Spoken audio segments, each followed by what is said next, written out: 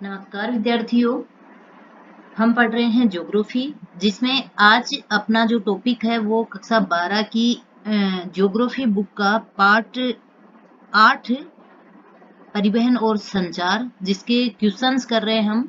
और ये इस चैप्टर का पार्ट 3 और अंतिम है।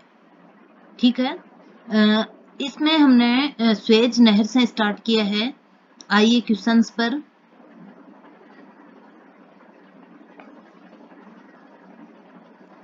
पहला जो क्वेश्चन है वो है, स्वेज नहर का निर्माण कब हुआ? ठीक है, स्वेज नहर का निर्माण ऑप्शन देखिए आप, 1896, 1869, 1856 या फिर कोई नहीं। ठीक है, तो ये हुआ था बी जो ऑप्शन है 1869 में। ठीक है, 1869 में स्वेज नहर का निर्माण लगभग तैयार हो गया था। ठीक है, अगला क्वेश्चन, स्वेज नहर किन दो सागरों को जोड़ती है? ठीक है, यहाँ स्वेज नहर के बारे में पूछा है, तो स्वेज नहर किन दो सागरों को जोड़ रही है? एक बार आपको मैं इसके मैप पर लेकर चलूंगी। ठीक है, फिर करेंगे हम क्वेश्चंस। तो ये देखिए आप, ये स्वेज नहर का एक चित्र है। इसको देखिए आप, ये जो है ये रहा स्वेज जो चैनल है वो। तो यहाँ भूमध्य सागर है, मेडिटेरियन सी है, और यहाँ से ये पोर्ट सईद से स्टार्ट हो रही है भूमध्य सागर के किनारे पर। इस पे जो पोर्ट है याद रखना, पोर्ट सईद है। और ये देखिए, अब ये लाल सागर को जोड़ेगी भूमध्य सागर से। यहाँ इस पर ये जो लेक्स हैं वो दिखा रखी है, अच्छे से देख लेना। ठीक है, ये लेक्स हैं इस पे। और ये जो ये है यहाँ पर लास्ट का जो पोर्ट है वो स्वेज पोर्ट। ठीक है, स्वेज पोर्ट और सईद पोर्ट को आप ध्यान में रखना, इन दोनों के बारे में क्वेश्चन आते हैं। तो जो लाल सागर के किनारे पे है वो है स्वेज पोर्ट, और जो भूमध्य सागर यानी उत्तर की तरफ जो पोर्ट है वो है सईद पोर्ट। जो अभी 2018 की जो फर्स्ट ग्रेड एग्जाम थी वहां ये क्वेश्चन आया था। और ये देखिए आप अच्छे से, ये रेड सी जो है लाल सागर, और ये जो है भूमध्य सागर मेडिटेरियन सी, इन दोनों को आपस में जो केनाल जोड़ रही है वो है स्वेज नहर।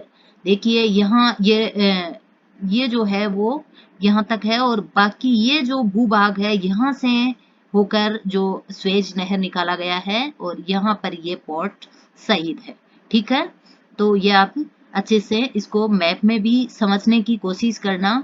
ठीक है, इस तरफ अफ्रीका है और इस तरफ एशिया महाद्वीप है। इन दोनों के बीच से ये जो रेड सी है, और यूरोप के जस्ट नीचे और अफ्रीका के जस्ट ऊपर जो भूमध्य सागर है, इन दोनों को, लाल सागर और भूमध्य सागर को जोड़ रही है स्वेज नहर। ठीक है, तो अब आइए आप अपने क्वेश्चंस पर। पहला क्वेश्चन हम कर चुके हैं। दूसरा क्वेश्चन है कि स्वेज नहर किन दो सागरों को जोड़ रहा है? तो आपको अच्छे से मैप में मैंने दिखा दिया। इसका जो उत्तर है वो देखिए आप, लाल सागर और अरब सागर। अरब सागर नहीं है, भूमध्य सागर और लाल सागर, जो बी ऑप्शन है वो करेक्ट है। ठीक है, नेक्स्ट क्वेश्चन है कि स्वेज नहर की लंबाई कितनी है? ये भी क्वेश्चन आता है, तो इसमें तरह तरह से घुमा फिरा कर इसमें ऑप्शंस दे दिए जाते हैं, जबकि 165 किलोमीटर इसकी लंबाई है। ठीक है, लगभग 165 किलोमीटर जो है वो स्वेज नहर की लंबाई है। स्वेज नहर का भूमध्य सागरीय किनारे का जो पोर्ट है, ठीक है, इसको ऐसे पढ़ना कुछ, भूमध्य सागरीय किनारे का जो पोर्ट है वो किस नाम से है? ये क्वेश्चन आया हुआ है, बार बार ध्यान रखना इसका। तो अभी मैंने बताया है कि भूमध्य सागरीय किनारे पे जो पोर्ट है वो पोर्ट सईद नाम से है। शहीद से आप इसको जोड़ सकते हैं, शहीद को। शहीद बहुत बहुत ही बड़ी एक कुर्बानी होती है देश के लिए, तो जो शहीद है उसको जोड़ लीजिए, वो तो हमेशा ऊपर ही ऊपर रहेगा। ये चीज कभी भी, मतलब जब भी हम याद करेंगे सबसे ऊपर जो होगा वो शहीद होगा। इसका मतलब पोर्ट शहीद है जो ऊपर उत्तर की तरफ है, उत्तर की तरफ मतलब भूमध्य सागरीय किनारे पे, और जो पोर्ट स्वेज है वो दक्षिणतम किनारे पर यानी कि लाल सागर के किनारे पर। ठीक है, क्लियर हो गया होगा आपको। ये मैप मैंने आपको अच्छे से दिखा दिए हैं। आगे अब हम बात करेंगे कुछ क्वेश्चंस जो पनामा नहर से लिए हैं मैंने वहां से। तो देखिएगा, पनामा नहर की बात करें तो सबसे पहले हम मैप देख लेंगे ताकि हमें क्वेश्चन जो है वो अच्छे से समझ आ जाए। ये देखिएगा, इधर आप सबसे पहले आपको बता दूं कि उत्तरी अमेरिका और दक्षिणी अमेरिका के बीचों बीच है पनामा जो नहर है वो। ठीक है, ये रही पनामा नहर। इस छोटे से मैप में देखिए, ये उत्तरी अमेरिका और ये दक्षिणी अमेरिका, इन दोनों के बीच में जो पनामा शहर है, ठीक है, ये ग्रीन वाला आपको दिख रहा है पनामा शहर, यहाँ पर बनाई गई है पनामा जो नहर है वो, जो कि उत्तर से दक्षिण यानी एटलांटिक, ठीक है, ये कैरेबियन सी है यहाँ छोटा सा। बाकी अगर महासागर की बात करें तो एटलांटिक महासागर से ये प्रशांत महासागर को जोड़ रही है कौन, पनामा नहर। अब आप यहाँ देख सकते हैं इसको बड़े वाले मैप में, देखिए ये जो है वो कैरेबियन सी और नीचे जो है वो प्रशांत महासागर, इन दोनों को, ठीक है, किस किस को, कैरेबियन सी और प्रशांत महासागर भी ऑप्शन में आ सकता है, या फिर एटलांटिक और प्रशांत महासागर ऑप्शन में हो सकते हैं। सबसे जो बड़ी बात है इस नहर की वो यह है कि इस पर बहुत सारे लॉक्स हैं।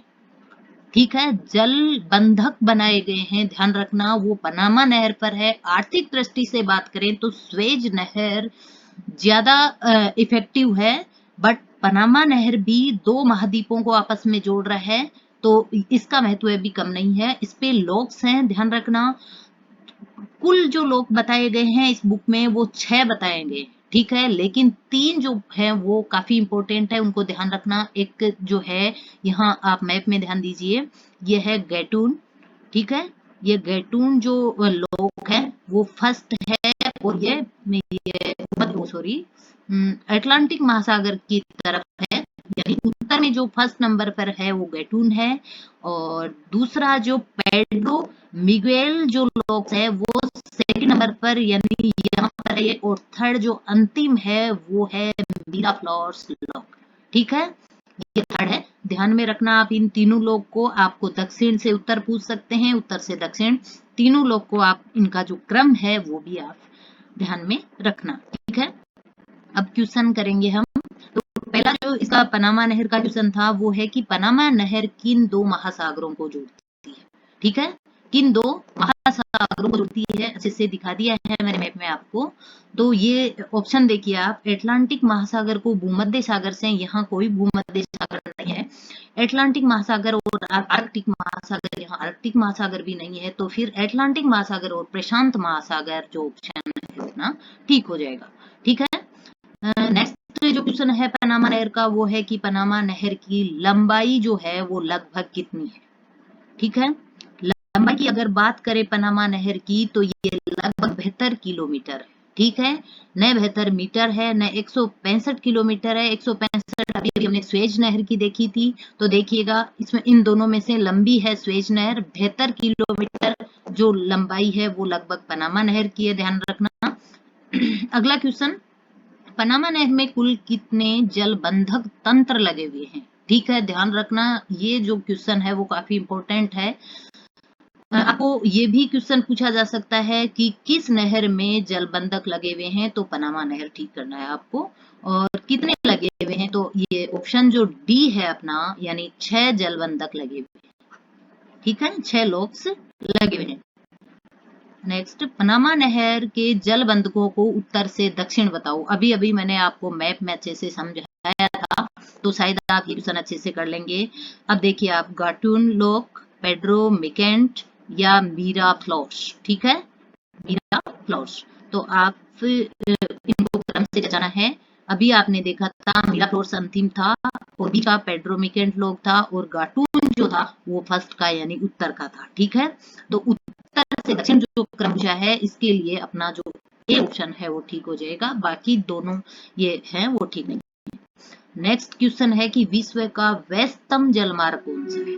बहुत बार, यानी बहुत बार ये क्वेश्चन देखने को मिलता है एग्जाम्स में। तो आप देखिए राइन नदी, डेन्यूब नदी, नील नदी या वोल्गा नदी, इसमें जो करेक्ट ऑप्शन होगा वो अपना ए होगा, यानी कि राइन नदी जलमार्ग है वो विश्व का व्यस्तम जलमार्ग है। अगला क्वेश्चन है कि विश्व के कुल वायु मार्गों का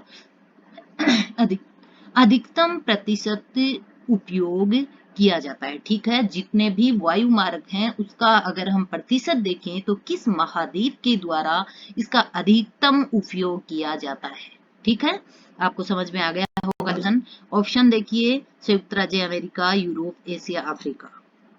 आप यूरोप से कंफ्यूज हो सकते हैं, आप एशिया से कंफ्यूज हो सकते हैं, यूरोप से क्योंकि ये एक डेवलप महाद्वीप है, और एशिया से क्योंकि उसका क्षेत्रफल ज्यादा है। तो यहाँ कंफ्यूज होने की आवश्यकता नहीं है। जो यूएसए है, यानी ए जो ऑप्शन है, यानी यूएसए है जो इसका अधिकतम यानी 60% है जो उपयोग में लाता है वायुमार्ग। ठीक है, अगला क्वेश्चन है कि पाइपलाइनों के द्वारा किन चीजों को परिवहित किया जाता है। ठीक है, आपने अच्छे से परिवहन को समझ लिया है, सड़क मार्ग, रेल मार्ग, वायु मार्ग, उनके अलावा भी जो पाइपलाइन है उनके द्वारा भी चीजों को परिवहित किया जाता है। तो किन किन चीजों को परिवहित किया जा सकता है पाइपलाइनों द्वारा? ऑप्शन देखिए, जल को, पेट्रोलियम को, प्राकृतिक गैस को, या सभी को। तो जो बी ऑप्शन है अपना वो ठीक हो जाए। ठीक है, भारत का प्रथम उपग्रह प्रक्षेपित किया गया था। ये क्वेश्चन इंपॉर्टेंट है, ध्यान रखना इसको, कि जो भारत का पहला जो उपग्रह था, ठीक है, वो प्रक्षेपित किया गया था आर्यभट्ट नाम से। ये उपग्रह था एक जो भारतीय ये खगोल शास्त्री, बहुत ही महान खगोल शास्त्री हुए हैं आर्यभट्ट नाम से, इसीलिए इसका नाम दिया आर्यभट्ट। और ये बात है 19 अप्रैल 1975 की। ठीक है, इसमें जो अपना सी जो ऑप्शन है वो करेक्ट है। ठीक है, इसके बाद में नंबर 2 पर आता है आर्यभट्ट के बाद में भास्कर फर्स्ट, वो बात है 1979 की। रोहिणी जो कि 1980 में था। ठीक है, रोहिणी ये हो गया फर्स्ट। इसके बाद में जो सेकंड की बात करें हम तो वो होगा 1980। ठीक है, भास्कर। और 1981 ये 1979 की बात है, 79 की। और 1980 की बात करें हम तो ये है रोहिणी। और 1981 की बात की जाए तो यहाँ पर जो उपग्रह छुटा वो था एप्पल। ठीक है, एप्पल। एप्पल की आपको इस बुक में फुल फॉर्म दी हुई है, हो सकता है पूछ लिया जाए, तो ध्यान में रखना। एप्पल की फुल फॉर्म है एरियन पैसेंजर पेलोड एक्सपेरिमेंट।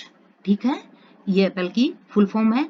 इस प्रकार से ये कुछ मुख्य जो उपग्रह थे वो इन जो ईयर्स में ये प्रक्षेपित किए गए थे। ठीक है, ये मैंने आपको अच्छे से दिखा दिए। ठीक है, तो आज का ये कंप्लीट हुआ अपना चैप्टर 8 परिवहन और संचार। आगे एक चैप्टर बचा हुआ है, उसका कल मैं इसका लेक्चर लेके आ रही हूँ। तो आप इनके जो तीनों लेक्चर्स यानी तीनों जो क्वेश्चंस ये पार्ट हुए हैं इसके चैप्टर 8 के, वो आप अच्छे से देख लीजिएगा। ठीक है, आज इतना ही। कल अगले वीडियो में हम फिर से नई उमंग और नई जोश के साथ मिलेंगे। तब तक के लिए जय हिंद, जय